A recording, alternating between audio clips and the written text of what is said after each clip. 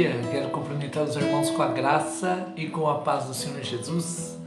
Mais uma manhã gelada, mas muito gostosa na presença do nosso Deus. Estamos realmente no inverno e, como eu vi dias atrás, acho que há uns 15 anos que a gente não sabe o que é esse inverno que nós estamos passando, né?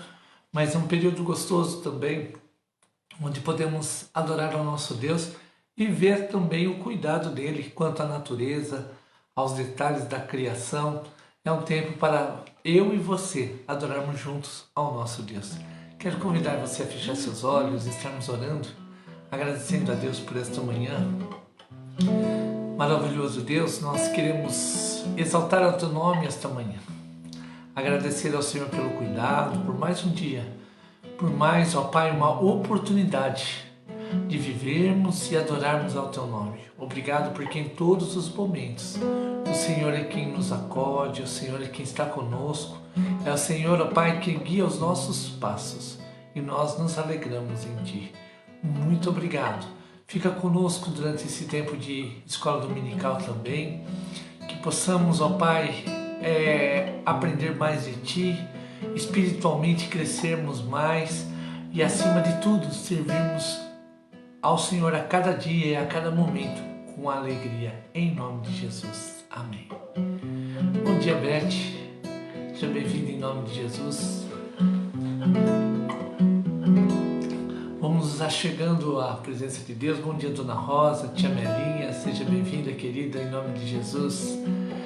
Iru, Sofia, fica o nosso abraço. Quero convidar os irmãos a abrirem a palavra do Senhor nos Salmos de número 146. Salmos 146. Se você ainda não pegou a sua Bíblia, corre lá, dá tempo. Nós juntos estamos lendo e estudando a palavra do Senhor nesta manhã gostosa. Diz assim, Salmo 146. Aleluia, louva, ó minha alma, ao Senhor. Louvarei ao Senhor durante a minha vida. Cantarei louvores ao meu Deus enquanto eu viver. Não confieis em príncipes, nem nos filhos dos homens, em quem não há salvação. Sai-lhes o espírito, e eles tornam ao pó. Nesse mesmo dia perecem todos os seus desígnios. Bem-aventurado aquele que tem o Deus de Jacó por seu auxílio, cuja esperança está no Senhor, seu Deus, que fez os céus e a terra, o mar e tudo o que neles há, e mantém para sempre a sua fidelidade, que faz justiça aos oprimidos e dá pão aos que têm fome. O Senhor liberta os encarcerados, o Senhor abre os olhos aos cegos, o Senhor levanta os abatidos, o Senhor ama os justos. O Senhor guarda o peregrino, ampara o órfão e a viúva, porém transtorna o caminho dos ímpios. Verso número 10. O Senhor reina para sempre, o teu Deus, ó Sião, reina de geração em geração. Aleluia e aleluia. Amém. Bom dia, presbítero Nélito. Bom dia, Dona Rosina. Sejam bem-vindos. Bom dia, Dona Eunice. Bom dia para a senhora também. Seja muito bem-vinda em nome de Jesus. Quero, nesta manhã, tem um cântico que ele é antigo também, e há um doce espírito aqui. Vamos adorar juntos? Há um doce espírito aqui, e eu sei que é o Espírito de Deus. Já podemos todos perceber a presença de Jesus, o Salvador.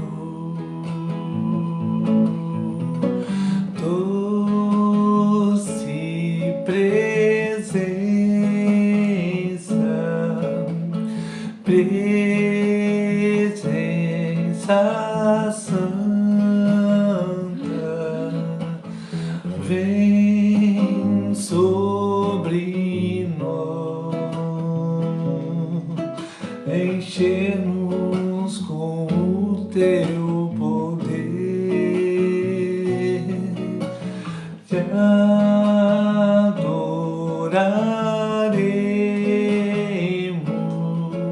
por tua presença aqui, e que louvará os nossos corações.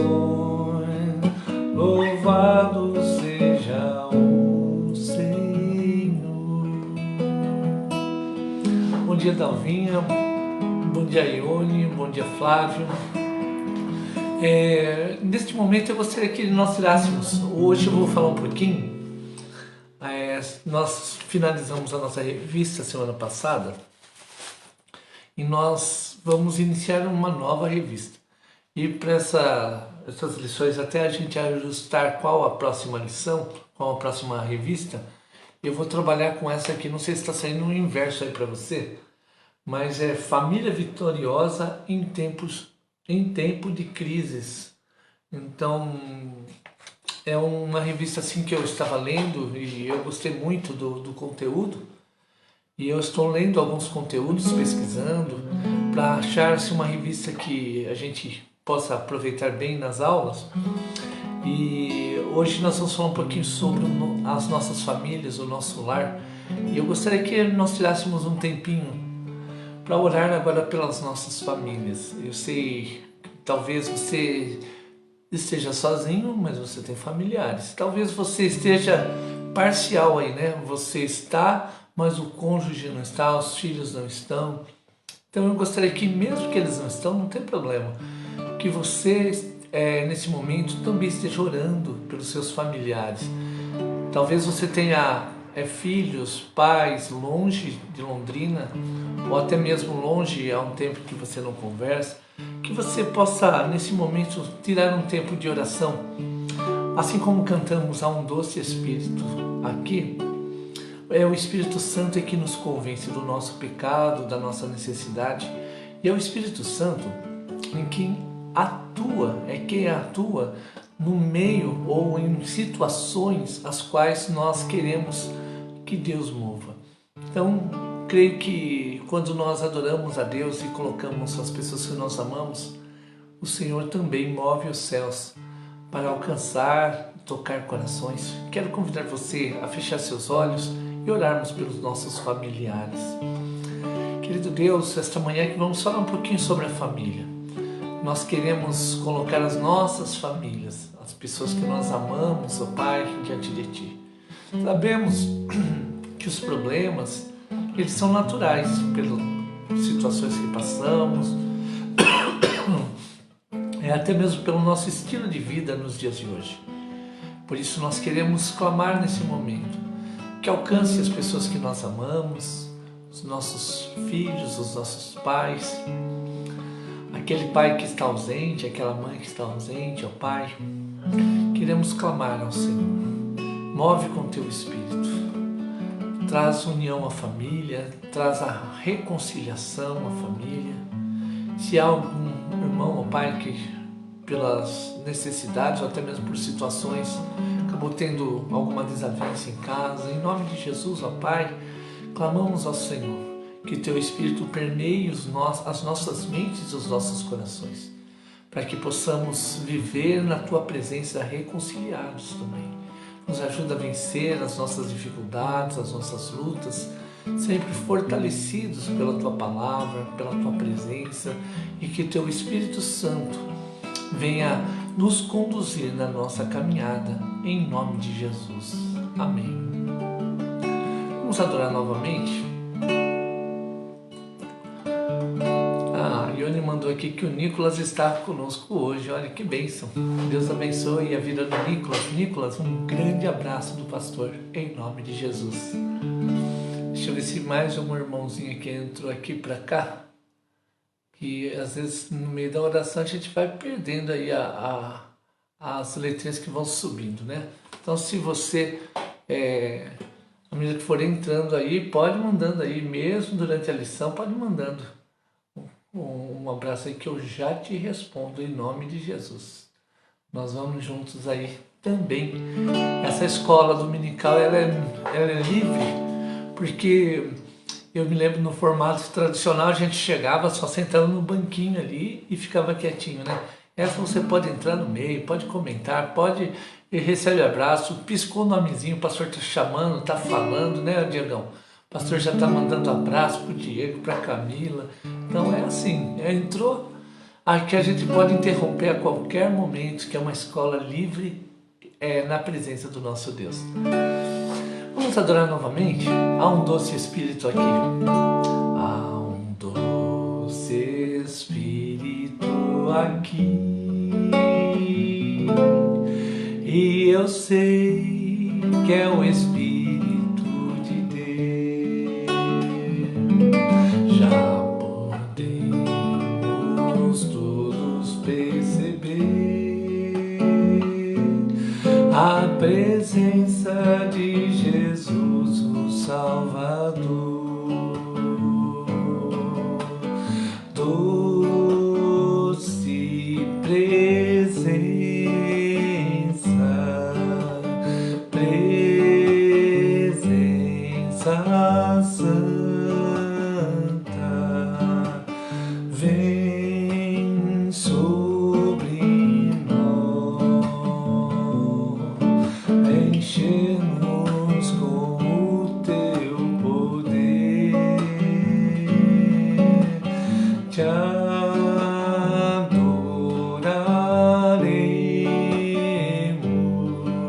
por tua presença aqui, e que renovará os nossos corações. Louvado seja o Senhor.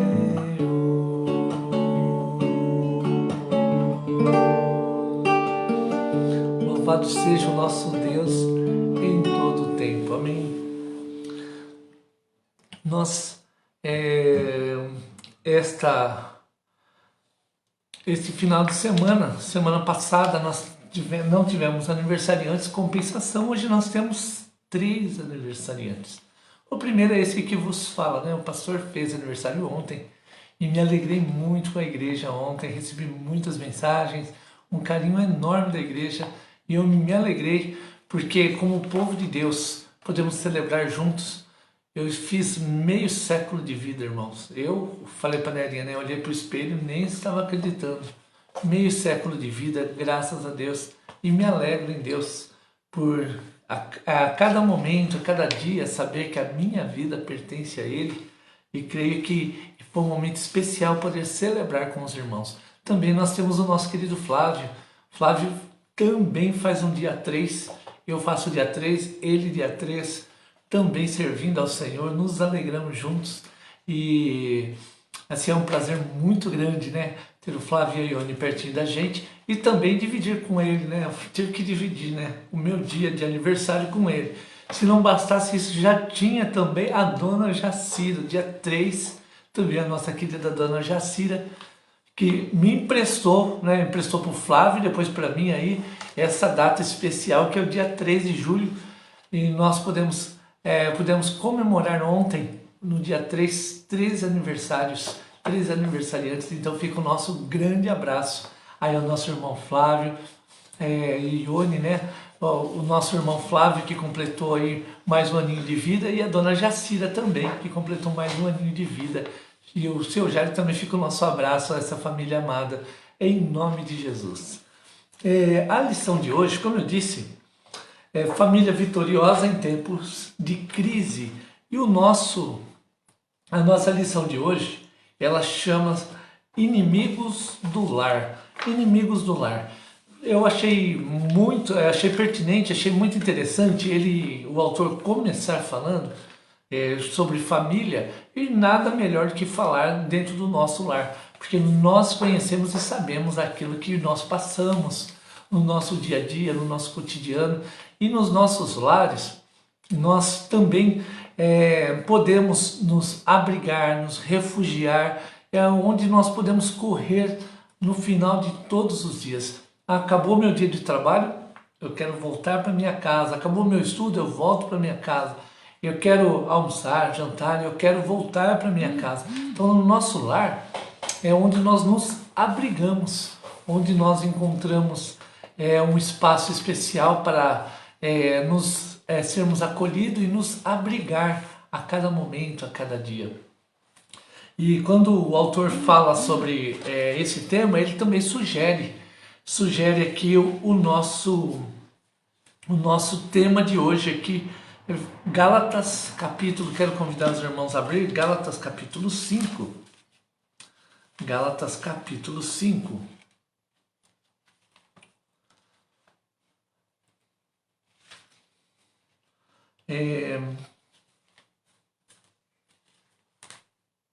Gálatas capítulo 5, do verso número 19 ao verso número 21.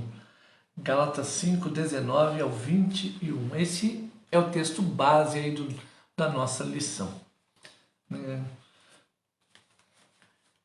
Então, Gálatas capítulo 5, do verso 19 ao verso número 21. Diz assim a palavra do Senhor. Ora, as obras da carne são conhecidas e são prostituição, impureza, lascívia, idolatria, feitiçarias, inimizades, porfias, ciúmes, iras, discórdias, dissensões, facções, invejas, bebedices, glutonarias e coisas semelhantes a essas, a respeito das quais eu vos declaro, como já outrora vos preveni, que não herdarão o reino de Deus os que tais coisas praticam. Então, essa é uma advertência do apóstolo Paulo logo no início da nossa lição. Na introdução, temos o seguinte texto. Opa, fechou aqui meu texto.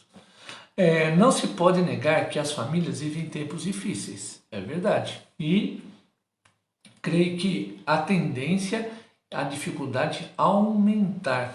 Não porque, talvez você diga, ai credo, pastor, isso, você é pessimista, né? Não, é porque você olha para a palavra de Deus, quando afunila-se o fim dos tempos, há uma grande perseguição sobre a igreja, e essa perseguição ela não vai começar derrubando templos.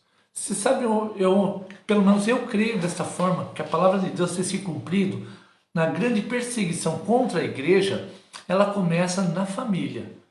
Tanto que a família, para o cristão, a família é um projeto de Deus. E se as famílias estão destruídas, estilhaçadas, elas terão força para adorar a Deus? Elas terão comunhão para adorar a Deus? Não, sabemos que não. Quando nós estamos em crise, ou então brigamos em casa, a última coisa que nós queremos, na verdade, é falar, vou lá adorar a Deus na liberdade. Eu estou triste, às vezes machucado, ferido. Então, quando você pensa qual a área em que o inimigo vai mais atacar a vida da igreja, é na família. A família é o alvo de ataques, a família, por isso que a família é tão importante, e por isso vemos que no nosso tempo, nos nossos dias, o valor da família tem sido cada vez deixado para trás. Olha, o texto ele inicia dizendo, olha, não se pode negar que as famílias vivem tempos difíceis. Tempos difíceis por quê? Falta o trabalho? O trabalho até temos. Deus supre essa parte. Então qual é a parte difícil da família? Relacionamento. Às vezes nós estamos juntos na mesma casa, mas estamos distantes, separados por até a tecnologia. Antes nós tínhamos lá, a televisão roubava o nosso tempo. Às vezes o videogame roubava o tempo. Hoje não, hoje você tem o celular, você tem o notebook, você tem o tablet, você tem a televisão. Então são inúmeras situações que acabam trazendo crise na família, e a família, ao invés de conseguir dialogar, conversar no seu cotidiano, mal consegue resolver os problemas. E quando vem as crises, é mais fácil eu me fechar no quarto do que eu sentar na sala e conversar abertamente sobre os assuntos. Continuando, aliás, a família sempre foi alvo dos dardos inflamados do inimigo.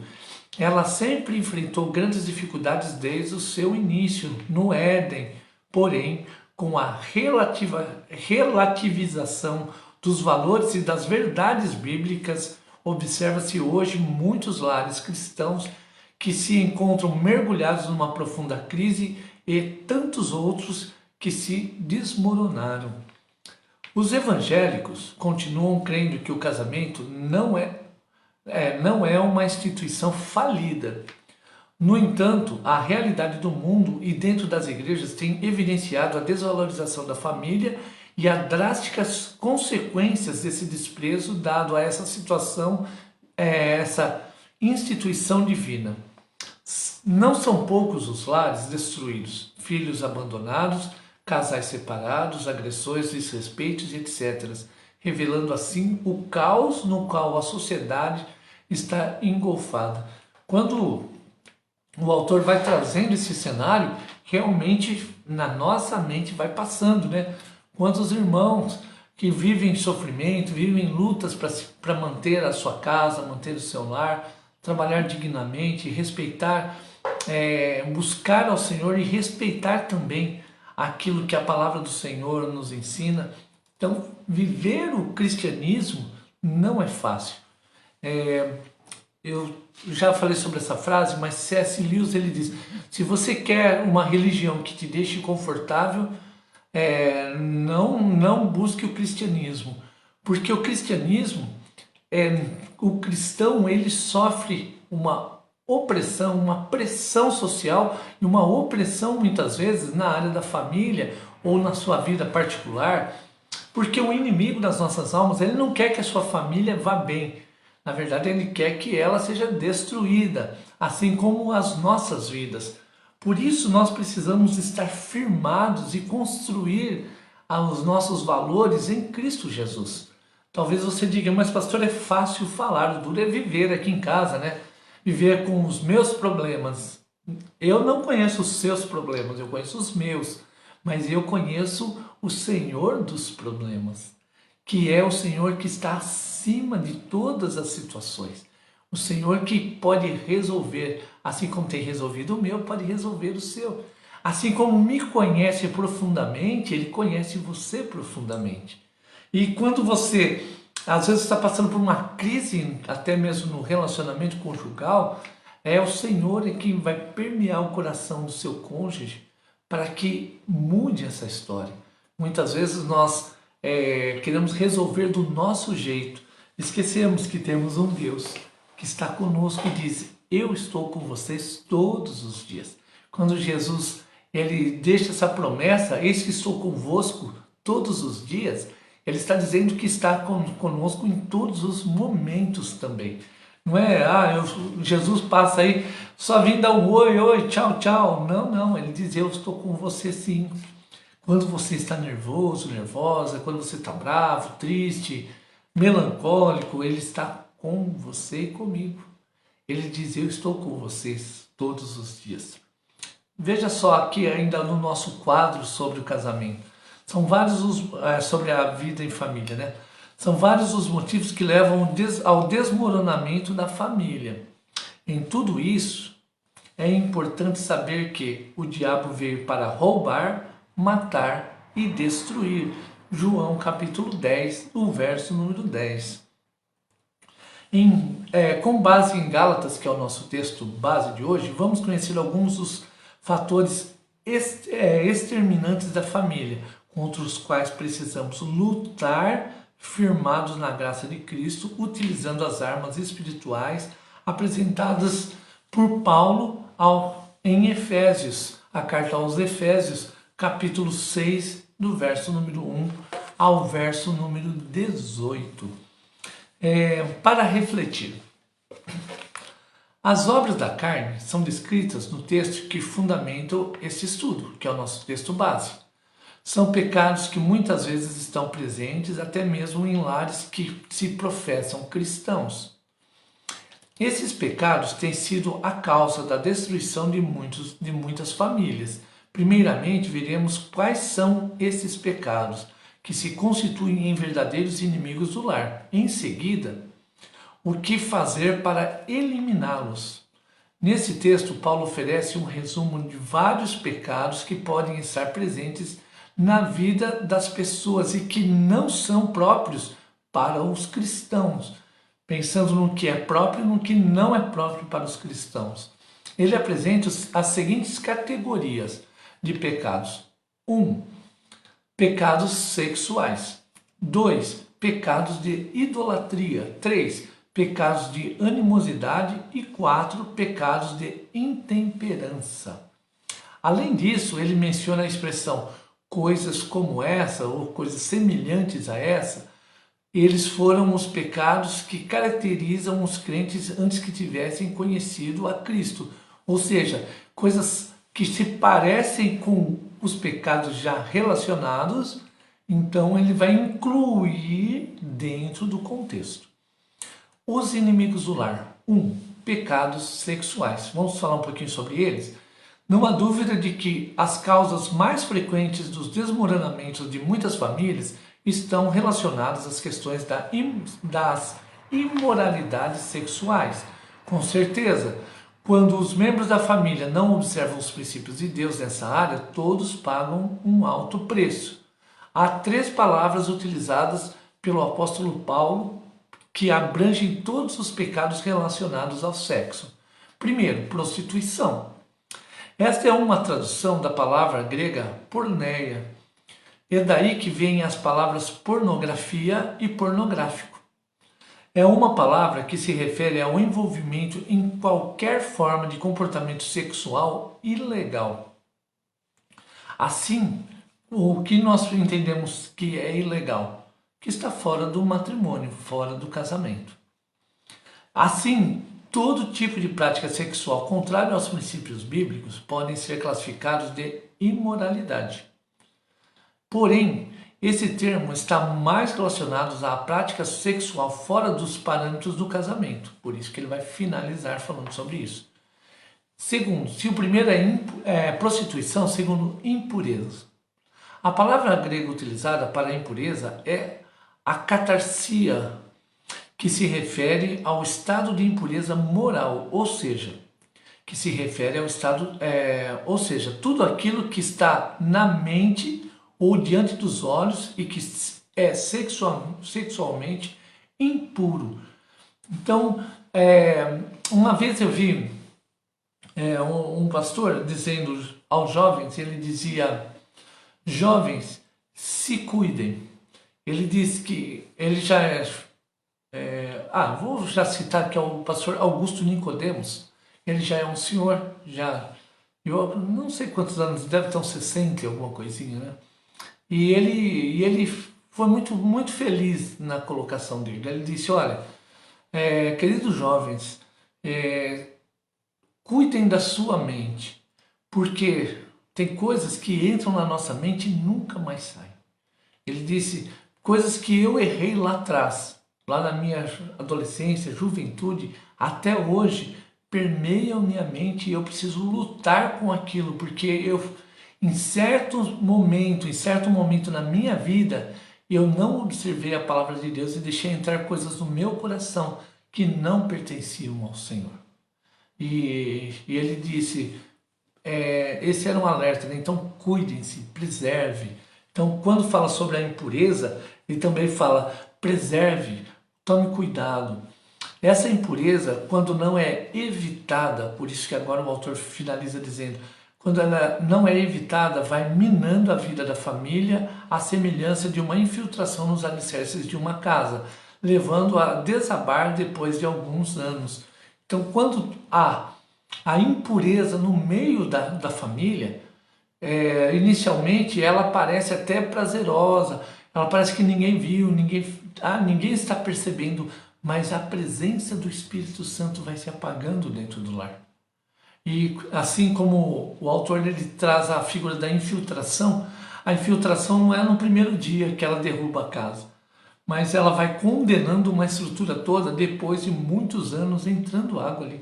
Ela vai entrando até que haja ali somente ruína. Prostituição, impureza, lascívia. Essa palavra refere-se à sensualidade. Essa palavra refere-se à sensualidade. No original grego, o termo é aseugeia, que exprime a ideia de um comportamento moral que carece de contenção. é uma palavra que carrega o sentido de promiscuidade ou de viver entregue aos prazeres sem qualquer moderação. A família onde os membros não cuidam dessa área está condenada ao fracasso, à ruína, pois não está sendo edificada sobre a rocha, conforme Mateus 7:24, onde Jesus fala sobre a edificação do lar e também onde nós estamos firmando os nossos valores. Se inicialmente os pecados sexuais estão dentro da prostituição, impureza, lascívia, de uma forma assim, como poderia dizer, até resumida pelo autor, o principal que ele quer dizer é cuidado nesta área. Essa área é uma área que carece de muito cuidado e muita atenção. Uma vez eu assim, conversando com um rapaz, ele era seminarista, e nesse período eu não fazia seminário ainda, e a gente ia conversando sobre assim, a vida cristã, e ele dizia assim para mim, Fernando, a área mais difícil que tem pastoral é a área da sexualidade. E assim, a princípio até não tinha entendido muito, né, porque ele tinha entrado nesse assunto, depois ele foi se aprofundando e ele foi falando sobre assim, tantos homens de Deus que caíram, que sofreram um assédio nessa área e que estavam desprotegidos, descobertos de oração. Então isso não é só uma questão pastoral, mas é para todos os membros da igreja. Às vezes os homens que são mais pelo visual principalmente, precisam ter esta atenção. Estar em oração, buscar cuidar dos olhos, cuidar daquilo que vê, daquilo que está alimentando o seu coração. Também na questão, quando a gente fala sobre o cuidado na nossa vida amorosa, preservar o nosso casamento, cuidar sim, de pequenos detalhes, são os pequenos detalhes que nós nos tornamos unidos como família também, principalmente o casal. Eu sempre digo aos casais, conversem bastante, conversem com seus filhos. Nós falamos sobre pornografia, hoje, na palma da mão do celular desses meninos, existe um mundo, uma infinidade de pornografia. Existem estudos, o Fábio até sabe melhor, até a gente conversava há uns 2 meses, 3 meses, quando víamos sobre crescimento de dados, e ele falava sobre o crescimento, um estudo que saiu, não lembro onde que foi a matéria, mas saiu um estudo sobre o crescimento da pornografia no mundo, e foi absurdo nesse período de pandemia o crescimento. São áreas que nós precisamos cuidar dentro de casa com os nossos filhos, cuidado com o seu celular, tantos links ali oferecendo para clicar, é só um clique, é tão fácil, tão simples, de algo errado entrar dentro da sua casa, dentro do seu lar, dentro da sua mente. Por isso, cuide dos seus filhos, converse com eles, procure saber o que estão acessando, o que estão vendo, não como uma forma de repressão, mas como uma forma de cuidado. Ore por eles, seja constante em oração. É somente a família que se mantém em pé, a família que ora e que busca a presença de Deus, principalmente nessa área da sexualidade. 2. Pecados espirituais. Tudo aquilo que ocupa o lugar de Deus na vida da família deve ser entendido como idolatria. Então, se o meu trabalho ele ocupa o lugar de Deus na minha vida, o meu trabalho é para que eu tenha sustento, tenha subsistência e tenha o suficiente a cada dia. É um presente de Deus, mas ele não ocupa o lugar de Deus. Assim também como o estudo, como o esposo e a esposa, como os filhos. Vemos tantos casos, que o filho, meu filho é meu tudo, é um cuidado, ele não é seu tudo, ele é um presente de Deus e ele pertence ao Senhor. Deus é o seu tudo.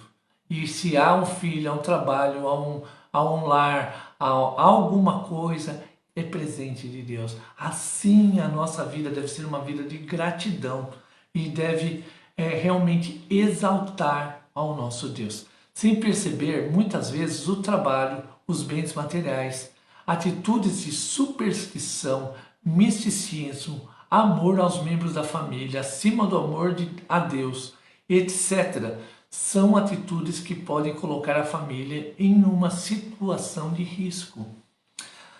Na vida da família, Deus precisa ser temido, amado e louvado, invocado e servido por todos de coração e alma.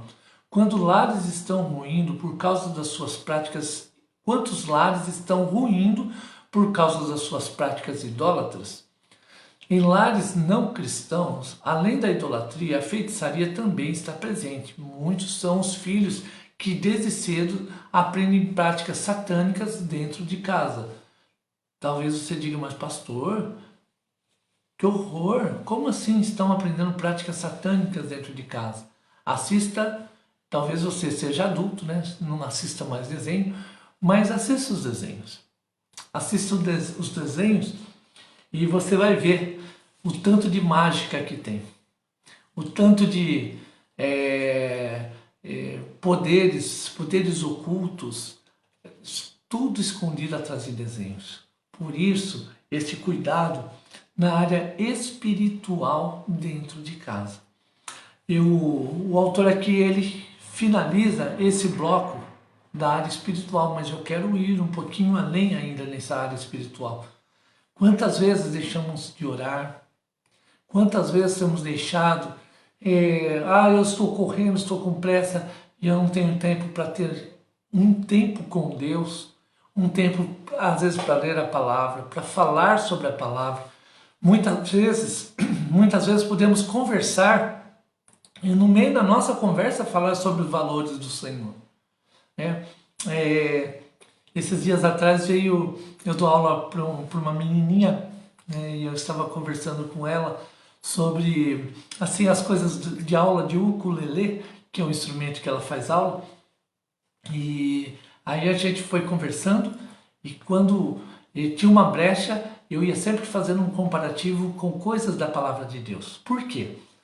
Porque eu sei que ela é cristã, então ela vai entender, através das histórias que ela ia aprendendo, os valores da palavra do Senhor. E quando nós temos conversas, mesmo que sejam simples, até do nosso cotidiano, da nossa correria, eu ia inserindo na nossa conversa, aí brincando com ela, rindo juntos, né? Sobre coisas da palavra de Deus, assim, valores, cuidados, e assim nós não podemos deixar de falar do nosso cotidiano sobre os valores da palavra de Deus com a nossa família, lembrarmos de coisas onde o Senhor nos abençoou, momentos especiais, sempre trazer à memória, isso espiritualmente também deixa o nosso lar mais saudável. Sempre estarmos focados, termos como alvo a palavra de Deus e termos como alvo a presença de Deus. Todos os dias o Senhor está conosco, ou seja, o Senhor está conosco nas nossas falas, no nosso cotidiano, nas coisas mais simples, o Senhor está conosco, nos dando oportunidades de relembrarmos a palavra, de estarmos atentos ao que está acontecendo, vigiando conforme a palavra nos ensina e tendo ela como lâmpada num mundo cheio de escuridão, né? Salmo 119, 105, lâmpada para os meus pés é o quê? Aquela lanterninha que a gente coloca a pilha? Não, é a palavra de Deus. Esta palavra é a lâmpada para a gente caminhar a cada dia na presença de Deus. Terceiro, pecados de animosidade. Nesta lista de 8 substantivos, Paulo menciona pecados que afetam os relacionamentos interpessoais. Com certeza, muitos desses pecados estão presentes na vida da família cristã e são tipos como pecados sem importância. Ao mencionar esses inimigos do lar, Paulo está revelando a importância de se desenvolver relacionamentos saudáveis entre os membros da família. Primeiro, inimizades. Trata-se de atitudes hostis para com as pessoas. Infelizmente, observamos que muitas famílias vivem desse drama da inimizade entre seus membros. Nós oramos até por este motivo. Então, há cônjuges que não são amigos, pais que se acham em inimizades com os filhos e vice-versa, irmãos que vivem em constantes conflitos. Precisamos ter esse cuidado. Principalmente aqui, há cônjuges que não são amigos, né? Lembra que eu falei sobre a importância de conversar? Muito mais do que relacionamento na área da sexualidade, os pais precisam ser amigos, os cônjuges precisam ser amigos, aprender a conversar. Lembre do namoro, daquele tempo de, aí para muitos era o tempo de corte, né? Lembrar esse tempo onde eu sempre brincava com os casais, né, os jovens casais, quando você estava tentando convencer a menina tentar convencer ele, ganhar o coração dele e dela, nós fazíamos grandes esforços para conquistar. E por que nós perdemos isso? Precisamos continuar nos esforçando para manter uma amizade, um amor assim que vai sendo cada dia mais cultivado. É como uma plantinha, né? Tem que ser cultivado, colocado às vezes no lugar certo.